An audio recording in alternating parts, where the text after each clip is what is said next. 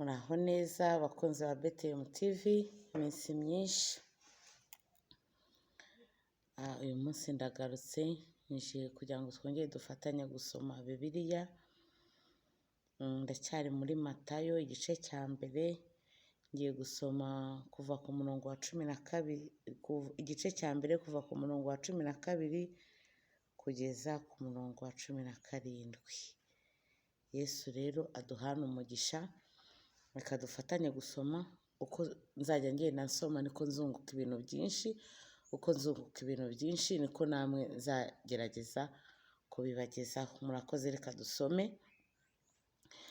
Bamaze kwimurirwa i Babuloni, Yekoniya yabyaye Shalutiyeli, Shalutiyeli yabyaye Zerubabeli, Zerubabeli yabyaye Abihudi, Abihudi yabyaye Eliyakimu, Eliyakimu yabyaye Azori, Azori yabyaye Sadoki, Sadoki yabyaye Akimu, Akimu yabyaye Elihudi, Elihudi yabyaye Eliyazabu, Eliyazari, Eliyazari yabyaye Matani, Matani yabyaye Yakobo, Yakobo yabyaye Yozefu, Yozefu umugabo wa Mariya ari we nyina wa Yesu witwa Kristo.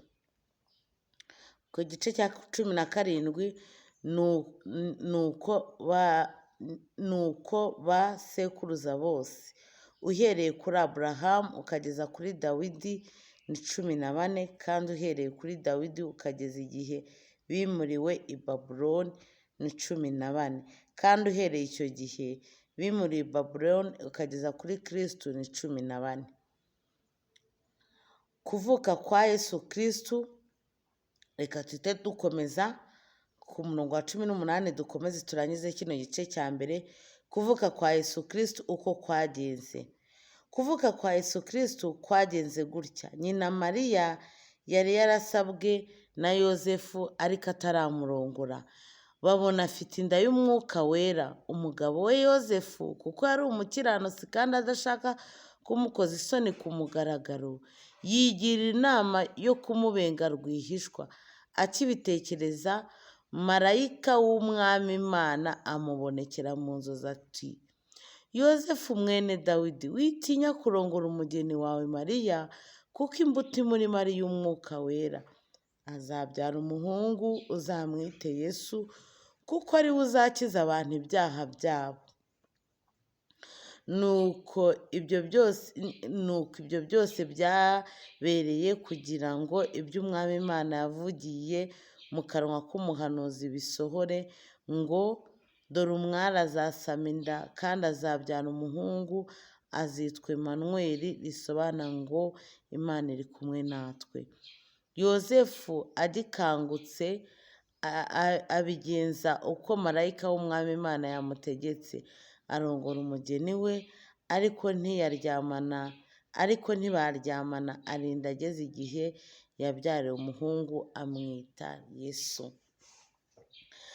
Rero nkunda Yesu cyane, nkunda Yesu uko Yesu yavutse, yabyawe n'umwuka wera.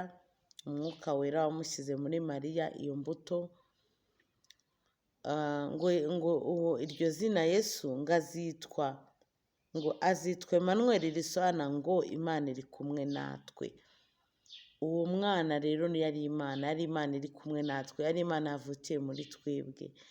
Ngo azitwa Yesu kuko ari we uzakiza abantu ibyaha byabo.